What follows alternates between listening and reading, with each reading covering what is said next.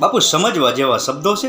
આપણી ગુજરાતી ભાષામાં એક કહેવત છે કે સાવજ ગમે તેટલો ભૂખ્યો હશે એ ભૂખે મરી જશે પરંતુ ક્યારેય ખડ નહીં ખાય. અને એ જ રીતે સારા માણસો ગમે તેટલા હેરાન થશે, ગમે તેટલા પરેશાન થશે, પરંતુ એ ક્યારેય ખરાબ નથી બનતા. એ હંમેશા પોતાની સારપને જાળવી રાખે છે. સોનું ગમે તેટલું તપે, હીરો ગમે તેટલો ઘસાય, એની કિંમતમાં કોઈ ફેર નથી પડતો.